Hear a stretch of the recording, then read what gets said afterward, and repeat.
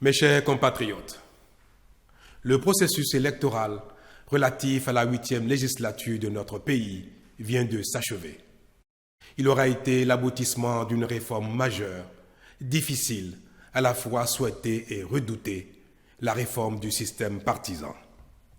Cette réforme était souhaitée parce qu'elle était attendue de vieille date, autant par les citoyens, la société civile que par les acteurs politiques, pour redonner confiance aux uns et crédibilité aux autres quant à l'importance de l'impact du système partisan sur la qualité de la gouvernance du pays.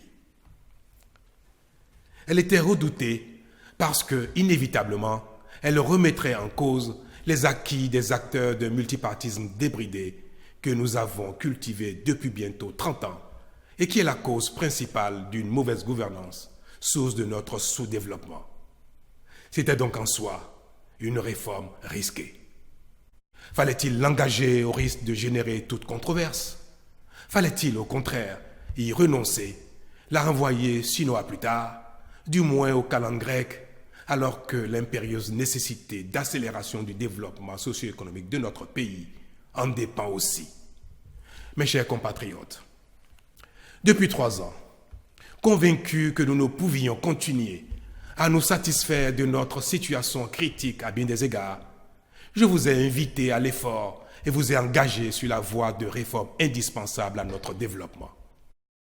Elles paraissent parfois impossibles, inopportunes, mais sont nécessaires au progrès. Elles sont difficiles, oui, mais à force de courage, nous les réussissons progressivement et nous finissons par en reconnaître la pertinence et l'opportunité. Les résultats déjà obtenus sont évocateurs à plus d'un titre. Je n'ai jamais eu de cesse de les considérer comme des victoires collectives car je sais la part importante que chacun de vous y prend. Je sais quels sacrifices chacun consent. Notre pays n'a en réalité pas d'autre choix. Il est tenu et doit se révéler à lui-même par la rigueur dans la gestion et la soumission à ses lois.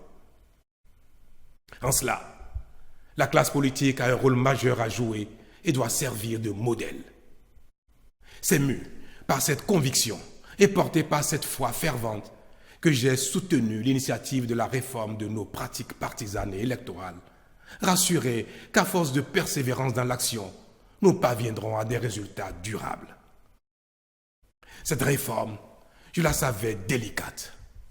Je sais cependant qu'elle est nécessaire à notre progrès économique et social durable, car si nous ne risquons rien, nous n'aurons rien de mieux.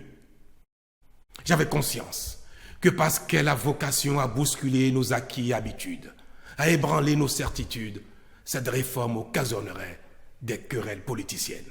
Nous nous y sommes courageusement engagés, mais certains d'entre nous n'ont pas su faire preuve de sagesse, de mesure et de patriotisme. Leurs actions ont été d'une violence inédite. Cette épreuve-là, autant elle aura été rude, autant elle devra nourrir la naissance d'un nouvel idéal. En effet, nos incompréhensions, nos heurts, nos contradictions et même nos dérapages ne doivent pas avoir pour conséquence de nous ancrer dans l'immobilisme et dans nos travers. Tout ce qui nous est arrivé doit être utilement mis au crédit d'une crise de croissance de notre processus démocratique. Car si personne ne conteste la justesse du diagnostic qui a conduit à la réforme du système partisan, peut-être n'étions-nous pas suffisamment préparés pour franchir cette étape. Aussi, n'importe-t-il pas très peu de chercher à savoir qui a raison ou qui a tort. Ainsi que je l'ai dit le 27 décembre 2018 devant l'Assemblée nationale, lors de mon message sur l'état de la nation, ce qui est attendu de nous, ce n'est pas d'avoir raison individuellement, mais plutôt collectivement, historiquement, en tant que peuple, en tant que nation. Mes chers compatriotes, c'est le lieu pour moi, au nom de la nation tout entière, de déplorer que pour une controverse parmi tant d'autres, pour quelques frustrations inhérentes à la vie en communauté et aux mutations profondes, nous ayons pu en arriver à une telle manifestation de violence. Cela est très regrettable. Davantage parce que nous avons dû perdre des vies humaines. Ma tristesse est immense et je présente ma profonde compassion aux familles éplorées. De même, j'ai une pensée affective pour les agents des forces de défense et de sécurité, agressés ou blessés, et je salue leur sens de devoir et de sacrifice au service de la République et pour la protection des personnes et des biens. Je n'oublie pas ceux qui ont perdu des biens de toute nature.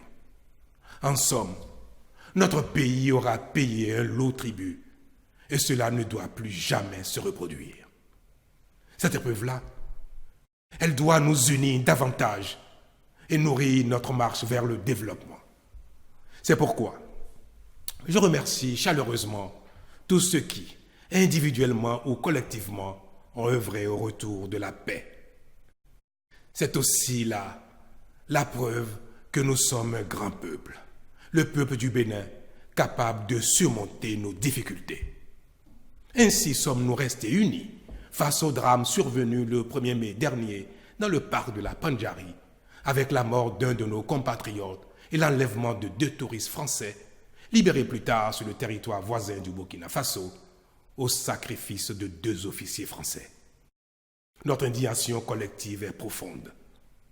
Elle n'est ni de l'opposition ni de la mouvance.